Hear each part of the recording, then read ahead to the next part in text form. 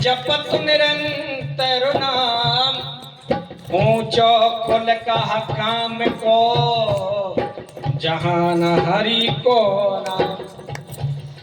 नीच जाति से थी, भीलनी थी, लेकिन भाव परमात्मा में था। काश तो आएंगे। मोहे आन में लोरी गन ज्ञान, बहुत मेरे तो गए। मोहे आन में लोरी गन ज्ञान,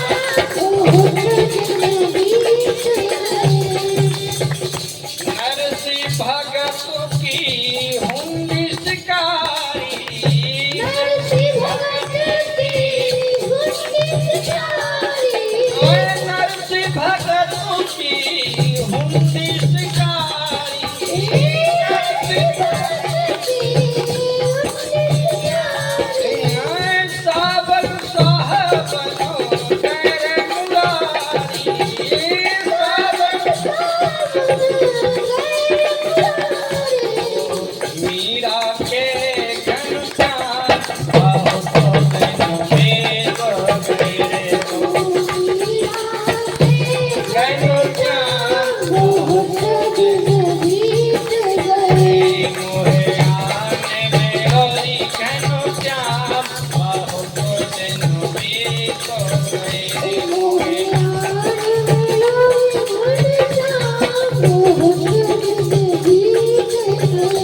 बीत गए प्यारे, बीत गए। क्योंकि भगवान का एक और नाम है मन मोहन। मीरा कहने लगी, द्रौपदी कहने लगी, बड़ा अभिमान था कि मैं तो छत्राणी हूँ, मुझे निर्वस्त्र नहीं कर सकता दुष्ट दुशासन। जब वह भी अभिमान नष्ट हो गया, बोले तब भी क्या, कोई बात नहीं, मेरे 5 पति तो हैं, ये तो मेरी रक्षा करेंगे, ये तो रक्षा करेंगे। जब जब जब अभिमान नष्ट हो गया तो हाथ उठा, क्या उठा दिए? हाथ उठाने का मतलब समझते हैं क्या होता है? सरेंडर। वो कहते हैं फिल्मों में जब बंदूक लगाए थे, हाथ उठाओ, हैं? एक गोली बसती तो हाथ उठा दे, सरेंडर, समर्पण। जैसे प्रेमानंद जी महाराज कहते हैं ना, हाथ में समर्पण, तो बस अब आपके सिवा अब मेरा कोई नहीं। हे द्वारकाधीश, भगवान ने कही मन्नी को तो देखो जिक्र, हे द्वारकाधीश। मनमोहन कह देती, चित्त चोर कह देती, यहीं से प्रकट, अब हमको द्वारका जाना पड़ेगा। सारी बीच नारी थी कि नारी बीच सारी थी, सारी नारी थी कि नारी की सारी थी, सारी बीच नारी थी कि नारी बीच सारी थी, सारी की नारी थी कि नारी की सारी थी। भगवान द्वारकाधीश ने साड़ी का रूप रख लिया। दुष्ट दुशासन साड़ी खींचता रहा, लेकिन निर्वस्त्र नहीं, क्योंकि भाव परमात्मा के प्रति होना चाहिए, सरेंडर, समर्पण। बस अब आपके सिवा हमारा कोई नहीं है। जब जहां मैं होता है वहां ठीक नहीं है। मोहे आने में लोरी गन ज्ञान, बहुत बीत गए। मोहे आने में लोरी गन ज्ञान, मन मंदिर में राजू रचा,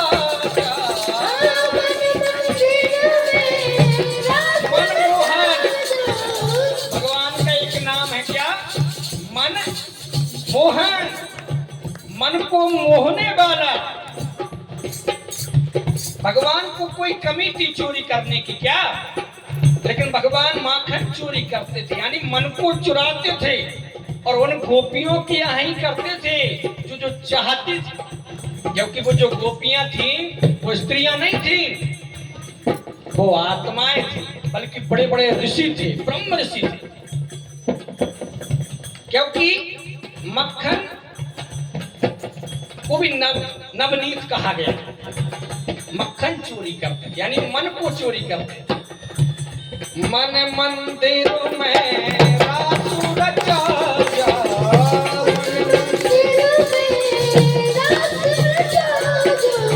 रूप सावला सरसु दिखा जा,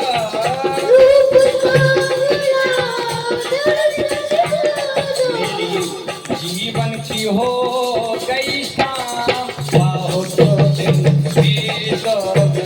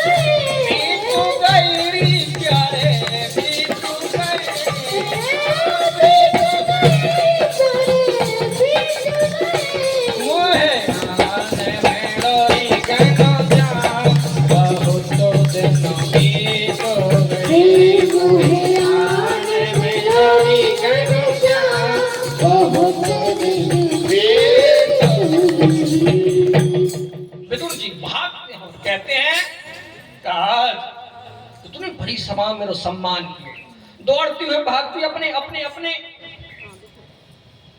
गोप नाम की बजरिया में पहुंचे और खुआ के लड्डू खरीदे, मेवा खरीदी।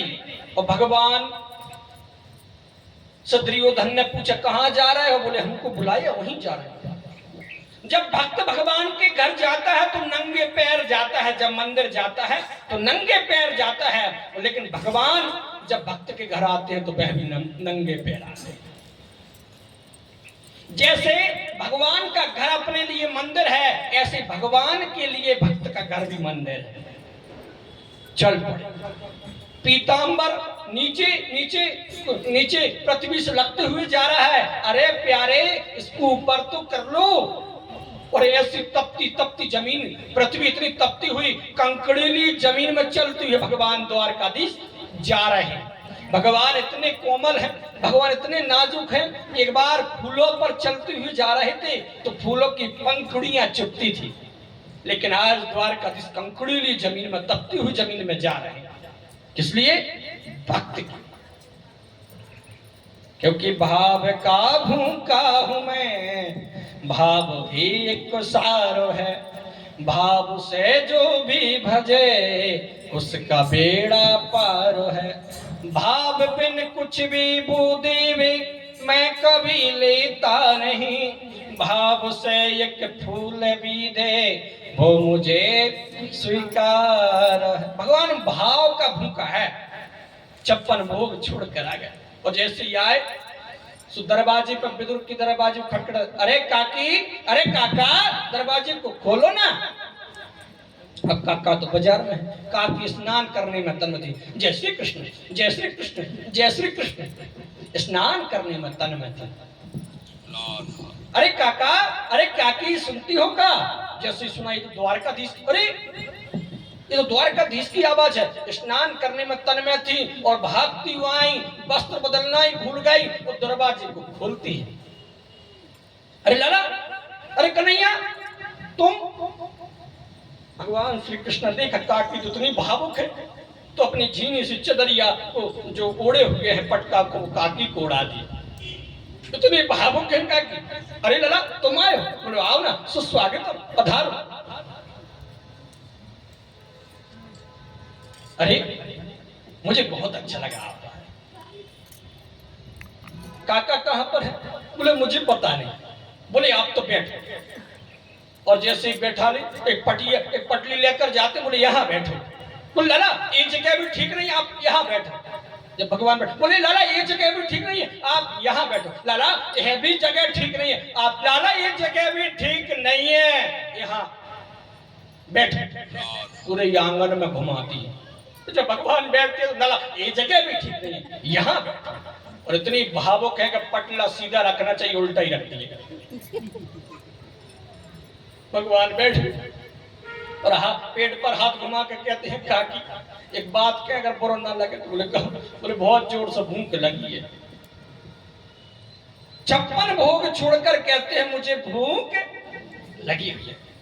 अरे लाला तुमको भूख लगी है? बोले हाँ। बोले अब ही लाऊं, कदली के वन में जाऊं मैं अपने अपने अपने ही हाथन से उन कदली के पेड़ों में जल दूं, मैं अब ही लाऊं। बड़े मीठे फल तोड़कर लाती है, फल तोड़कर लाती हैं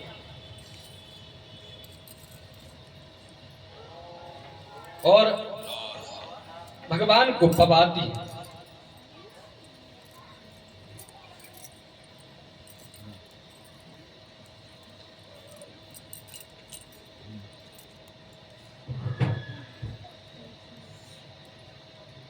भगवान को कदली से फल लाती हैं, भगवान को पवात, इतनी भावुक हैं, भगवान को देखती जामे और भगवान को पवाती जाओ। पवा का रही है, फल फेंकती जाम और छिलका पवा रही है और परम प्रिय पाते जा रहे हैं। एक छिलका नहीं, 2 छिलका नहीं, करीबन 40, 30, 45 छिलके खा रहे हैं और भगवान को देखती जामे और फल फेंकती जामे और भगवान छिलके खवाती जामे और भगवान फल। और भाभी काकी से कहते काकी बहुत सुंदर लग रहा है, बहुत बड़ा स्वाद। बोले अपने ही हाथन से मैं पानी दम, मैंने ही पेड़ लगाए हैं, अब पाते जा। क्योंकि भाव का भूखा हूं मैं, भाव ही एक सारो है, भाव से जो भी भजे उसका बेड़ा पार है।